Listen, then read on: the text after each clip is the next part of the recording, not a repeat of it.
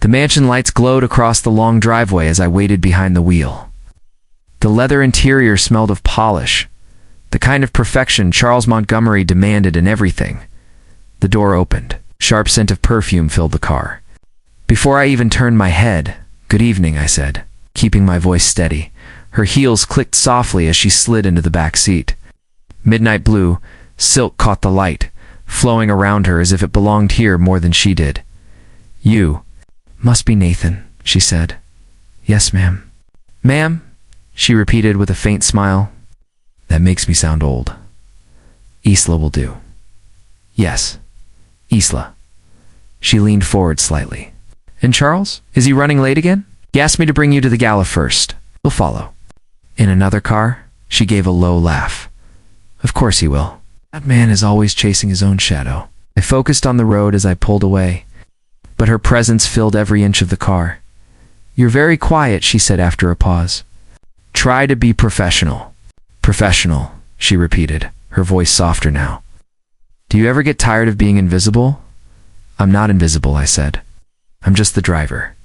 Her eyes caught mine in the rearview mirror. They lingered longer than they should have. "Only the driver?" "That sounds tragic. It's my job. Nothing tragic about work that pays." She tilted her head. "But is it enough?" I gripped the wheel tighter. "Enough for me." She leaned forward again, close enough that I felt her breath against my ear. "I don't believe you." My chest tightened. I forced my attention back to the traffic lights. "I don't discuss personal matters with clients." "Then let's not discuss," she said. "Let's imagine. Imagine you could be anything. What would you choose?" "I'd choose to get you to the gala safely," I said. She smiled faintly, settling back, but her eyes stayed on me through the mirror. Silence stretched, filled only by the sound of tires on asphalt. Her perfume clung to the air, making it harder to think. "Charles told me you're new," she said. "Just started. Last month. He must like you. He doesn't trust people easily." "I keep to myself. It helps. Till someone makes you talk," she teased. I shook my head, though I could feel the corner of my mouth twitch. "I don't get made to do anything. We'll see about that," she whispered. The gala hall came into view. I pulled up to the red carpet entrance, where photographers swarmed like bees. I stepped out quickly, opening her door. Flashbulbs burst the moment she emerged, and she knew exactly how to stand in their light. Every turn of her head, every shift of her shoulders was calculated perfection. "Thank you, Nathan," she said softly as she passed me. Her hand brushed against mine, feather-light, deliberate. I froze for half a second, then shut the door and stepped back into my role. Hours later, the crowd thinned and laughter spilled into the night as I waited at the curb. She returned alone. Hair slightly loosened, eyes bright from champagne or something else entirely. "Did you miss me?" she asked as she slid back into the car. "Not my job to miss anyone." "Then what do you do when no one's looking?" "Drive," I said. Flatly, she laughed again, softer this time. "I think you're lying." We rode in silence after that. Her gaze burned through the mirror, and I couldn't stop myself from looking back. Each time, she didn't look away. When I pulled up at the mansion, she lingered in the seat. "Good night, Nathan," she said finally, her voice low. "Good night, Isla." She stepped out, her dress catching on the doorframe. She tugged it free, but something slipped from her shoulders and fell onto the seat. A silk scarf. I picked it up immediately, ready to call out, but she didn't turn. She walked up the stairs slowly, deliberately, her figure framed against the golden lights. I looked down at the scarf in my hand, soft, fragrant. Too obvious to be an accident. The engine ticked quietly as it cooled. Dot, dot. My pulse refused to settle. For the first time, I realized I wasn't just the driver anymore. I was the shadow she had chosen to notice, and that choice was going to change everything. Asterisk, I held the scarf in my hand as I stood at the Montgomery estate's front door. The morning sun made the silk glow, and I wondered if she had left it behind. By accident or design, I rang the bell. The door opened, and there she was. Not a maid, not polished, not the flawless vision from last night. Her hair fell loosely over her shoulders, her feet were bare, and a soft sweater hung off one shoulder. "You came back," she said with a half-smile. "You forgot this?" I answered, holding out the scarf. She took it slowly, brushing her fingers against mine. "Maybe I wanted you to bring it. You should be careful saying things like that." "Careful is boring." She tilted her head, studying me. "Come in just for a moment. Coffee." "I shouldn't." That wasn't a question, Nathan. It was an invitation. Her eyes held mine, and I stepped inside before I could talk myself out of it. The house was quiet. Too quiet for a place this large. She led me to the kitchen, sunlight spilling across marble counters. She moved with a grace that didn't match the undone version of her I was seeing now. She poured coffee into 2 mugs. Black. Yes, she slid one toward me, then leaned against the counter watching. "So Nathan, we always return. Forgotten things this quickly? I don't like keeping what isn't mine. Not even when it feels good in your hands." I met her gaze. "What are you trying to do?" She sipped her coffee, smiling against the rim. "Trying, I'm talking. Don't drivers talk? Not about what you're hinting at?" She set the mug down and folded her arms. "Fine. Let me ask you something simple. Do you like working for my husband?" "I do my job." That wasn't my question. "I don't have opinions about my employer." "You must have some. Everyone does." I shook my head. "It's not my place." "Then let's talk about you. What do you want, Nathan? When you're not driving other people's cars, when you're not living in their shadows, what do you dream about?" Her words hit harder than they should have. I took a breath. "Why are you asking me this?" "Because I'm curious, listening. A man like you doesn't belong invisible." I stepped back slightly. "You shouldn't be saying this, and yet I am. So answer me. I want more than this. But I don't talk about it with people who could end my career with a single word." Her smile softened. "I wouldn't end you. I'd protect you." "Protect me from who? Your husband?" "From the cage he keeps everyone in, including me." I looked at her carefully. "You don't seem caged. You only see the surface." She moved closer. "Do you ever feel lonely, Nathan?" I clenched my jaw. "That doesn't matter. It matters to me." "Why? Because I am." Her voice cracked slightly, though her eyes stayed sharp. "Lonely, I mean?" I set my coffee down. "I should go." "Don't. This is dangerous." "So is driving in the rain at night, but you still do it." I moved toward the door. She followed, stopping just a step away. Close enough that I felt the heat of her body. "You don't have to be invisible here." She whispered. My pulse pounded, and I forced myself to hold steady. "You're crossing lines that can't be uncrossed. Maybe I like crossing them." Her hand brushed mine again, deliberate. The silence between us was louder than words. "I can't do this," I said, gripping the doorknob. Her lips curved into the faintest smile. "Then why haven't you walked out?" I opened the door, ready to step away before the ground gave out beneath me. That was when I heard it. A car door slammed outside. Heavy footsteps moved across the driveway. Her smile vanished. "Charles," she whispered. I froze, still inside. The front door swung open wider as his shadow fell across us. Charles's voice was sharp as he stepped out of the house. "Nathan, the car. We're late." I nodded, opening the door for him. Isla followed behind, her gown shimmering like starlight under the porch lights. "Good evening," I said as she stepped in. Her eyes lingered on me for half a second longer than they should. "Evening, Nathan." Charles slid in beside her, already on his phone. "Drive." The car hummed to life and silence filled the space, broken only by Charles muttering into his call. Isla shifted, her perfume drifting forward as she leaned toward me. "Nathan," she whispered. I glanced at her through the mirror. "Yes, could you adjust the air? It's warm." I reached for the dial. Her hand brushed mine. Not accidental, not careless. My pulse jumped. "Thank you," she said softly. Her gaze locked on me through the mirror. Charles ended his call abruptly. "Traffic better be clear tonight." "I won't sit in a line of fools." "It should be smooth, sir," I replied. "Good. You'll wait outside until we're done. Don't leave the car." "Yes, sir." We pulled up to the gala, cameras flashing in waves. I opened Charles's door first. He straightened his jacket and stepped out like he owned the night. Isla followed, her hand delicate on mine as she exited. She leaned closer. "Don't get bored waiting for me." I froze for a second before shutting the door. From my seat, I could see them through the glass walls.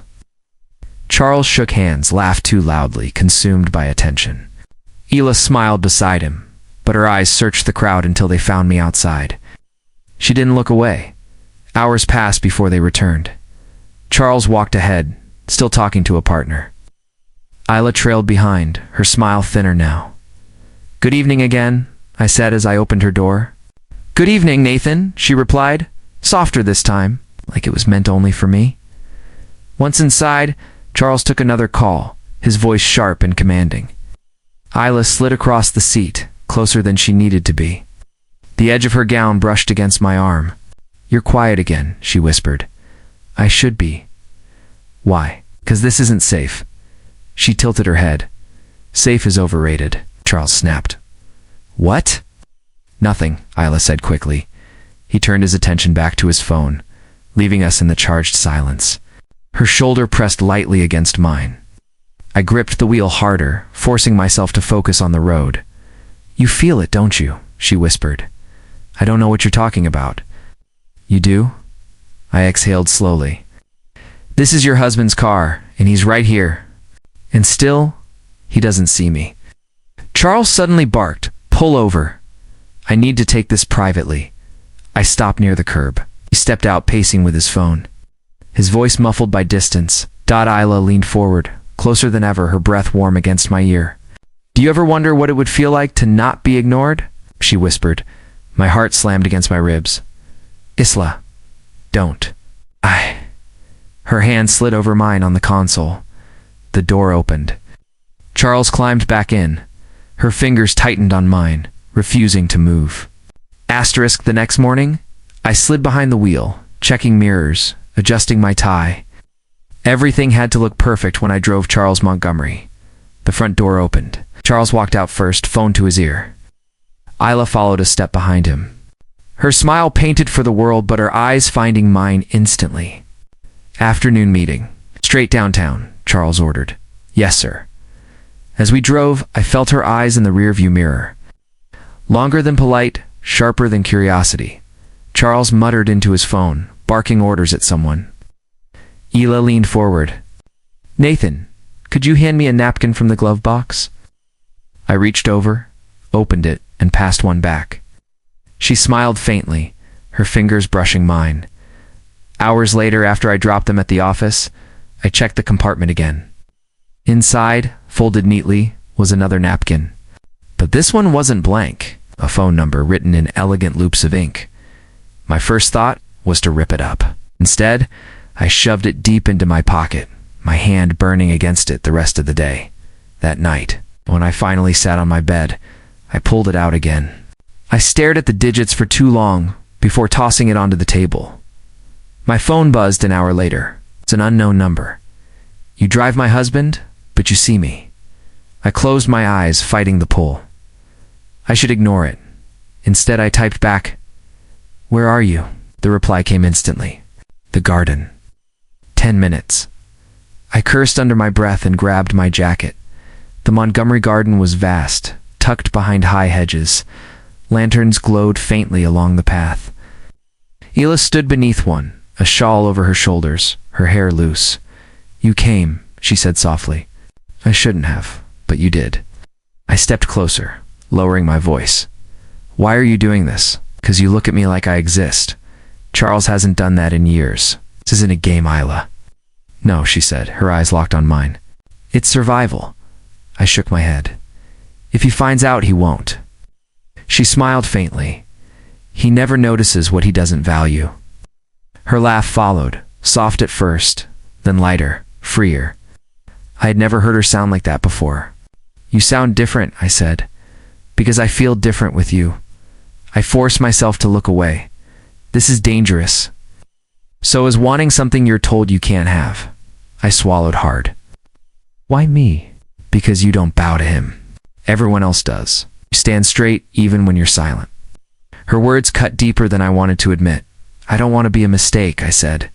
You're not, she whispered. You're the first real choice I've made in years. I felt the air tighten around us, the sound of crickets, the faint hum of lights, the way her hand hovered just close enough to mine. You should go inside, I said. Not yet, Isla. Double quotes, her hand touched mine, gentle, deliberate. Stay a little longer? I didn't pull away, not until my phone rang. The name flashing across the screen froze me in place. Charles, I answered quickly, forcing steadiness into my voice. Yes, sir, where is my wife? His tone was sharp, suspicious. I looked at Isla, her eyes wide, lips slightly parted. She isn't answering her phone, Charles said. Tell me where she is. Charles waved me into his office that morning. Papers scattered across his desk, his phone buzzing nonstop. Nathan, I need more than just a driver, he said, not looking up. What do you need, sir? Errands? Deliveries? Personal matters? You'll be my shadow, yes, sir? Good, I like someone who knows his place. I kept my expression neutral. His place meant control. Mine meant silence. When we left, Isla was already waiting by the car. She slid into the back seat, her gaze catching mine in the mirror, soft but sharp enough to unsettle me. Charles leaned back. Montgomery Holdings doesn't run itself. Swear I'm surrounded by idiots. Isla, tell me, when was the last time anyone impressed me? Her voice was flat. I wouldn't know. He smirked. Exactly. She turned to the window. I focused on the road, but I felt the weight of her silence more than his arrogance. Later that week, he sent me to deliver documents to one of his lawyers. When I returned to the mansion, Isla stood in the hallway, barefoot, a glass of wine in her hand. He's out? I asked quietly. She nodded. Meetings? Always meetings. I should have left. Instead, I followed her into the sitting room. She lowered herself onto the couch, her robe tied loosely. Do you know what he calls me when his friends are around? I stayed standing. What? His asset? Not his wife? Not Isla. Just another part of his portfolio. My chest tightened. That isn't right. Her laugh was bitter. You think he cares about right? Could leave him? Her eyes flicked to mine. And go where? With what? He made sure I need him more than he needs me. I sat across from her. Why are you telling me this? 'Cause you listen. No one else does. She leaned forward, her voice low. And because you see me. I forced myself to steady my breathing. You shouldn't put me in the middle. You're already in the middle. She reached for my hand. I froze, but she didn't let go. When you're here, I remember I'm not invisible. You make me feel real. I should have pulled away. I didn't. Her fingers tightened around mine, and something inside me cracked. The door slammed. Both our heads snapped up, Nathan. We're at Charles's voice carried through the hall. We're leaving now. I ripped my hand back as Isla rose smoothly to her feet, mask slipping back into place. By the time he reached the door, she was sipping her wine like nothing had happened. Ready? He asked her. Of course, she said coolly. I opened the car doors. Charles climbed in first, barking into his phone. Isla entered last, her perfume brushing against me as she passed. My pulse hadn't slowed. Halfway through the drive, Char tossed his phone aside and reached into the console for a cigar. His hand brushed against something soft. What the hell is this? He pulled it free. A silk scarf. Isla's scarf. My blood ran cold. He held it up, staring at it like it had no business existing in his car. Slowly he turned toward Isla. Care to explain why your scarf is here? The silence was suffocating. Charles held the scarf in his hand, his eyes cutting between Isla and me. You left this in here? His voice was calm, too calm. Isla didn't blink. It must have slipped out of my bag. He studied her for a beat longer before tossing it onto the seat beside him. Be more careful. Grip the wheel, forcing my breathing steady. Charles said nothing else on the ride, but every time the mirror caught his eyes, I felt them burn into me. When we pulled into the mansion's drive, he got out first, snapping orders into his phone. Isla lingered in the car. Her voice was barely a whisper. You look pale. I kept my tone low. Why would you leave it again? Her lips curved into a faint, bitter smile. Because I want him to know what he's losing. My chest tightened. That isn't a game. He notices things. He'll notice us. I want him to. Her eyes locked on mine. I want him to feel it, Isla. She reached forward suddenly, her hand gripping mine. Her fingers trembled, but her eyes held fire. Don't you see? This isn't only about desire. About reminding him he doesn't own me. You're provoking him. Our voice broke. Softer now. And you're the only one who makes me feel like I still exist. The door opened. A staff member appeared, waiting to escort her inside. Isla released my hand like nothing had happened. That night, she sent a message. Oh. One line glowed on my phone. Meet me in the garden. I slipped through the side gate. The air smelled of roses and rain. She was waiting by the stone fountain, wrapped in a shawl. Do you regret this? She asked quietly. Every second, I said. Her head tilted. And still you came. I stepped closer, because I can't stay away. Her breath caught. Then don't. She moved into me, arms wrapping tight, her body trembling against mine. I held her, my pulse hammering. She buried her face in my chest, her voice muffled. I'm afraid of him. But when I'm with you, I feel stronger. You're going to destroy me, I whispered. Then let me. Should have walked away. Instead, I pulled her closer, her heartbeat racing with mine. A voice cut through the garden. Nathan. I froze. Charles stood by the archway, a cigarette. Glowing between his fingers, his eyes narrowed as he stepped closer. Does my wife look at you too much? He asked. The night went silent. My pulse thundered. His question wasn't casual. It was a test. The wrong answer could end everything. Asterisk, Charles's stare lingered on me longer than usual the next morning. He handed me his briefcase and spoke in a measured tone. Deliver this to the boardroom. Do not open it. Do not stop. Straight there and back. Understood? Yes, sir. He held my gaze, testing me. I reward loyalty. I punish weakness. I understand. When I returned, the briefcase untouched. He nodded once. Good. But the suspicion in his eyes never left. Later that week, Isla slipped into the garage as I polished the car.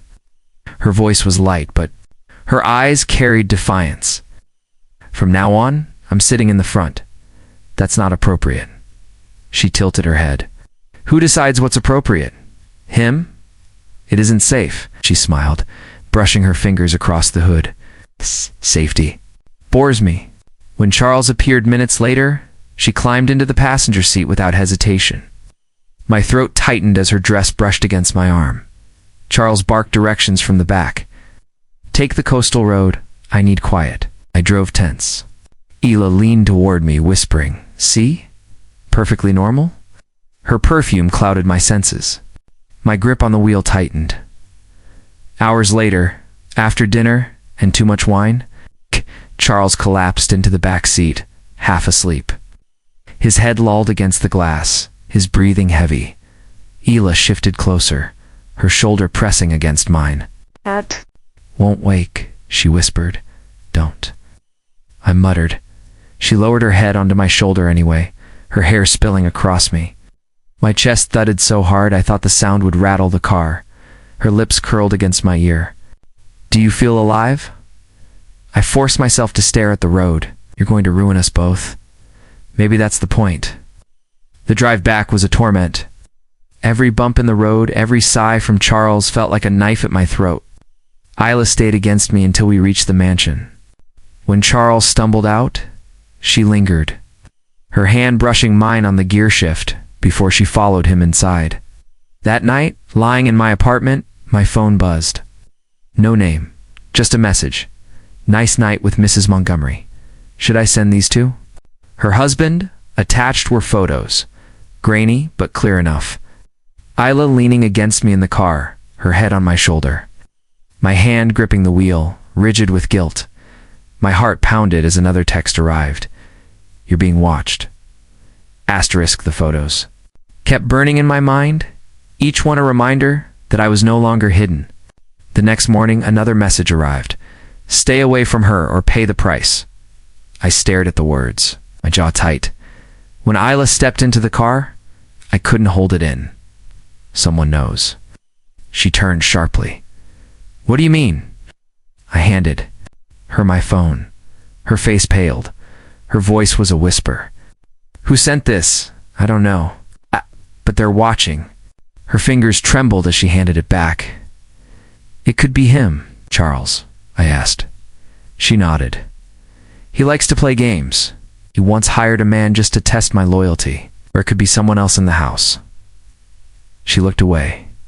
Everyone has eyes in that place? Do you think it's Olivia? Illa's expression hardened. She's ambitious. Too ambitious. No. But she wouldn't risk it without leverage. She already has leverage, I said. That night, Isla texted me again. Meet me. Same garden. I shouldn't have gone, but I did. She was waiting, wrapped in a coat, her voice urgent. They can't scare me into silence, she said. They don't need to scare you. You need to scare me, I replied. She reached for me, her eyes glassy. Nathan, you're the only thing keeping me from falling apart. You don't get to walk away. I'm trying to protect you. No, she whispered, gripping my coat. You're trying to protect yourself. There's a difference. Her lips hovered near mine, her breath unsteady. Tell me you'll stay. I closed my eyes. I'll stay. The next day, as I walked through the service hall, Olivia appeared at the end of the corridor. She leaned against the wall, arms folded, eyes sharp. You're careful, she said. But not careful. Enough. My stomach dropped. What are you talking about? Her smile was slow, deliberate. I know what you and Mrs. Montgomery are doing. I stayed silent, my fists clenched. She stepped closer. You think secrets survive in this house? They don't. They're traded. What do you want? I asked, her eyes glittered. We'll talk soon, but make no mistake, Nathan. I own your truth now. Olivia cornered me in the laundry corridor the next morning, her eyes sharp, voice low. You know what I want?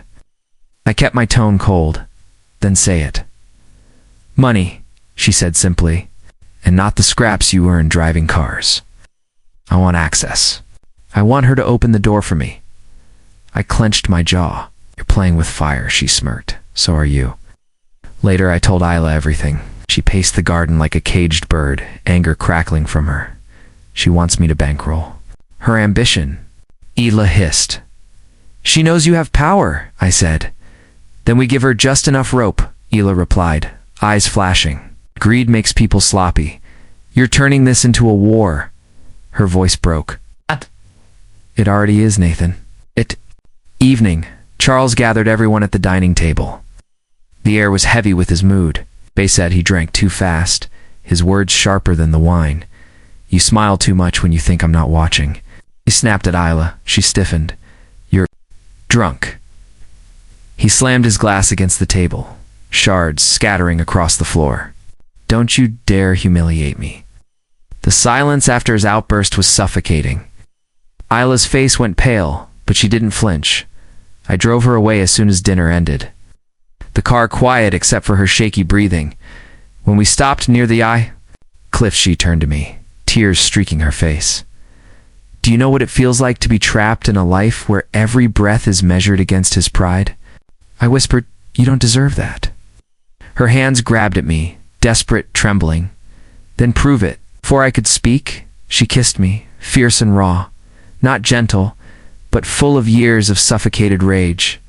My head screamed to stop, but my body betrayed me. I kissed her back, gripping her like I'd drown without her.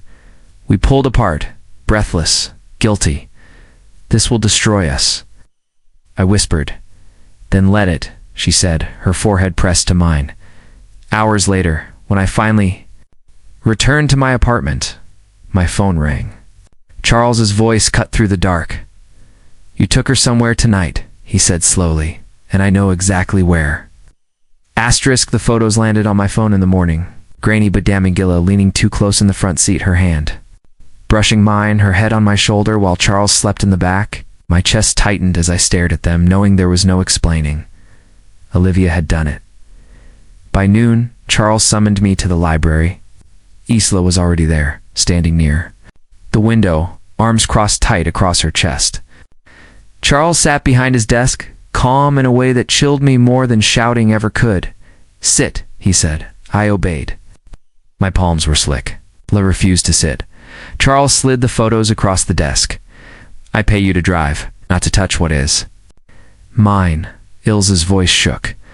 "I am not yours." He rose slowly, eyes narrowing. "You dare say that in my house?" She lifted her chin. "Yes," I broke in, my voice strained. "Charles, listen." Silence. He snapped. "You think you're clever? You think you can steal from me and walk away? You'll never drive in this city again. No one will.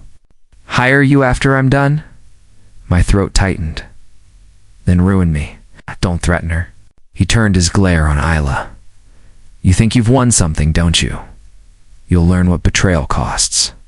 Isla stepped forward, her shoulders trembling, but her voice steady. "I'd rather lose everything than live as your possession." His hand curled into a fist against the desk, veins standing out. For a long moment, he said nothing. Silence was suffocating. Finally, he leaned close, his words cutting like ice. "You will regret the day you ever chose him." Isla's hand reached for mine. I took it, knowing the act sealed us both. Charles didn't rage. He didn't shout. He only smiled, sharp and cruel. "You want freedom? Then you'll have it. I'll file the papers myself. Divorce? But no, this freedom is a storm, and I am the storm." We didn't speak again until later, when we were outside, breathless from the weight of what had just unfolded. "He's not bluffing," I whispered. Isla squeezed my hand, eyes fierce even through her tears. "Then let him come. He's already taken years of my life. He won't take the rest." But deep down, I felt the truth of it. Storms destroy before they pass. That night, the news reached me through a message from Charles's assistant. The divorce was already in motion. His vow of revenge wasn't just words, it had begun. Asterisk the calls came first. My old clients, one after another, telling me not to bother showing up again. Then the emails, contracts canceled, background checks flagged, whispers of theft and betrayal planted in every corner of my record. When I confronted Charles, he didn't deny it. "You wanted her," he said, his voice smooth, almost satisfied. "Now you can keep her, but you will have nothing else." I wanted to fight back, but he had already buried me. No one hires a driver with a ruined name. One night, Isla sat across from me in the tiny apartment I managed to rent with what little savings I had left. She stared at the peeling paint on the wall. "He's cut off my accounts," she whispered. I leaned forward. "We'll figure something out." Her eyes darted to mine. "With what?" "Hope with us," I said. "We have each other. It has to mean something." For a moment, her face softened. "It does, but it's not enough to pay bills. It's not enough to fight him." Weeks passed like this. We lived off scrap sheep food, worn clothes, hiding from the world. At first, it felt like freedom, like we had stolen something priceless. Nights in the dark, her hand in mine, her laughter echoing without fear of being overheard. But soon the cracks spread. One morning, she slammed a drawer shut. "I used to wake up to silk sheets. Now I wake up to roaches. Tell me how this is better." Swallowed hard because it's real, because you're not his prisoner anymore. Her voice cut sharp. I wasn't trying to trade one prison for another. I felt the sting in my chest. "I'm not a prison. You're not freedom either," she snapped. Silence stretched between us. Later that week, she came home late, her eyes red. I asked where she had been. "Walking," she muttered. "Alone?" "Yes." "You could have called me." "I didn't want to," she said flatly. The air between us grew heavier each day. What started as fire burned into ash. One night I reached for her hand across the bed. She pulled it away. "Don't," she whispered. My chest ached. "Ela, talk to me." Her eyes glistened in the dim light. "You don't see it, do you? I never wanted this. I wanted him to feel pain, to lose control, but I never wanted to lose everything myself." "You knew the risk," I said, my voice rising. "I knew the fantasy. she shot back. The reality is cold dinners, unpaid bills, and you pretending it's worth it. Stood anger, trembling in my voice. So what, you want to go back to him? Let him cage you again? Her lips pressed into a thin line. I want my life back. The words cut deeper than any blade. I turned away, gripping the edge of the window frame, trying to breathe. You chose me. Her voice cracked. I chose revenge. You were just part of it. That night, I barely slept. Every sound outside made me think she was leaving. When I woke in the morning, she was still there, asleep beside me. For a fleeting second, I thought maybe she still believed in us. But 2 nights later, I came home to silence. The lights were off. The bed was cold. On the table sat a folded note. My hands shook as I opened it. I can't do this anymore. No signature. No explanation. Just an absence that hollowed the room. I sank into the chair, staring at the words, my chest collapsing. Under the weight of them, the woman I had risked everything for had walked away, leaving me with nothing but the ruins we created together.